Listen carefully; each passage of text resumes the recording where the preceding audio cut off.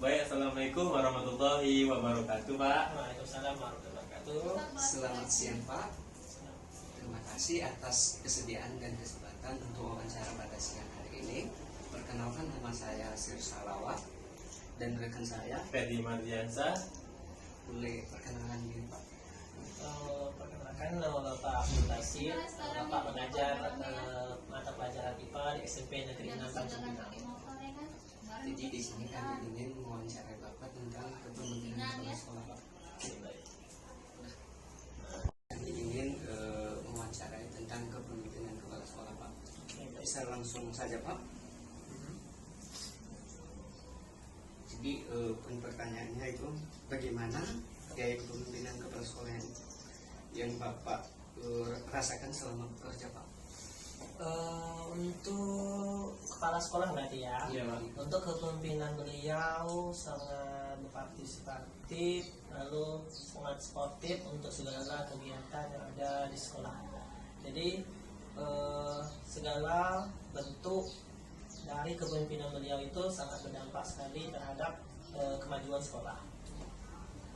Sangat sportif untuk kegiatan yang ada di sekolah. Baik, pertanyaan selanjutnya, Pak. Dapatkah Bapak menceritakan pengalaman yang paling berkesan terkait kepemimpinan kepala sekolah, Pak?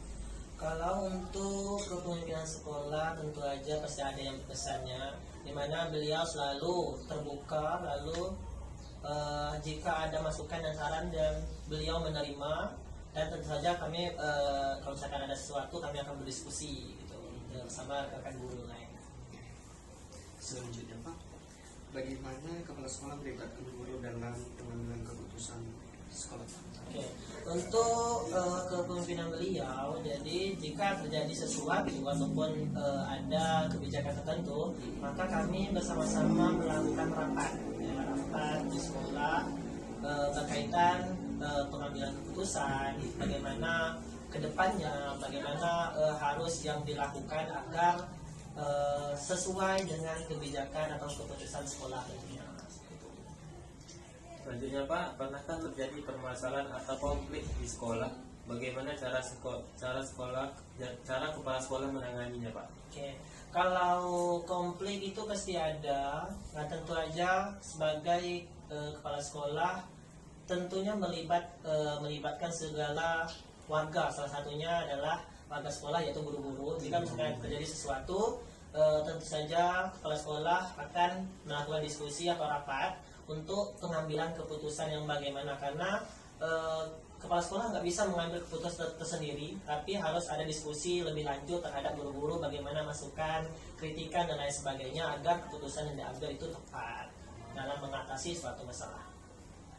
Selanjutnya Pak, bagaimana kepala sekolah membangun budaya kerja dan kerjasama di lingkungan sekolah? Oke, untuk kalau membangun budaya kerja tentu aja kepala sekolah jujur, lalu lebih sportif, lalu untuk apa namanya ya, untuk kegiatan-kegiatan itu selalu didukung oleh kepala sekolah.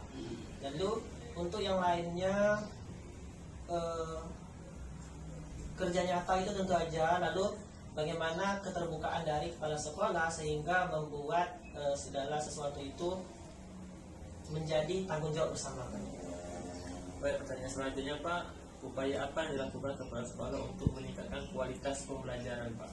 Kalau berkaitan dengan kualitas pembelajaran, tentu aja kepala sekolah selalu mendorong untuk guru-guru, rekan-rekan guru untuk mengikuti salah satunya diklat, seminar, webinar. Nah, itu agar guru-guru tetap mendapatkan apa namanya ya, profesionalismenya, agar kualitas pembelajaran di kelas itu lebih baik lagi. Maksimal lebihnya, Pak, ya. Selanjutnya Pak, bagaimana bentuk dukungan kepala sekolah terhadap pengembangan profesional guru Pak?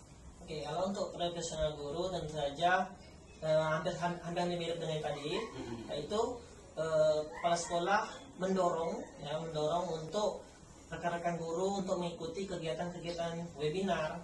Nah, salah satunya ada seminar-seminar yang berkaitan dengan pendidikan. Salah satunya kalau yang baru-baru ini berkaitan dengan pendidikan inklusi, di mana itu seluruh guru disuruh mengikuti agar di sekolah bisa lebih meningkatkan lagi kualitas pembelajarannya. Selanjutnya Pak, apa dampak kepemimpinan kepala sekolah terhadap motivasi kerja guru? Oke, dengan kepemimpinannya yang sekarang ini, maka kami ketahui bahwa jadi kepala sekolah itu nggak mudah ya, karena mengatur segala kebijakan sekolah, kebijakan yang ada yang dapatnya dari dinas pendidikan, semua itu diatur lalu dikembalikan lagi ke rekan-rekan guru tentunya bagaimana kegiatan-kegiatan yang ada di sekolah ini melibatkan para guru. Selanjutnya Pak, apa tantangan yang dihadapi kepala sekolah dalam menjadi sekolah menurut Bapak dan Bapak? Apa tantangan yang dihadapi kepala sekolah? Tantangan tentu aja tantangan dari yang dihadapi oleh kepala sekolah itu tentunya banyak ya. Salah satunya jika terjadi masalah maka harus segera diselesaikan. Misalkan ada kebijakan terbaru dari sekolah dari dinas pendidikan, maka nanti itu harus didiskusikan terhadap guru-guru. Jika terjadi konflik maka kepala sekolah harus mengatur bagaimana mengambil keputusan yang tepat jika terjadi sesuatu. Baik Pak, pertanyaan terakhir, menurut Bapak sejauh mana kepemimpinan kepala sekolah berkontribusi terhadap kemajuan sekolah dan mengapa Pak? Itu kemajuan sekolah tentu aja kepala sekolah telah melakukan yang terbaik. Dia sesuai dengan proporsi tugasnya sebagai kepala sekolah, dia mengayomi segala sesuatu yang ada di sekolah baik itu siswa, guru. Nah itu semua diatur oleh kepala sekolah dan sesuai dengan proporsi pekerjaannya. Baik, itu saja yang bisa kami tanyakan kepada Bapak. Terima kasih atas perhatiannya Pak. Kami akhiri. Assalamualaikum warahmatullahi wabarakatuh. Waalaikumsalam warahmatullahi wabarakatuh. Siapa? Ulang ini pembukaan, kita tak tanya sama Bapak. Oh iya, enggak perlu lah.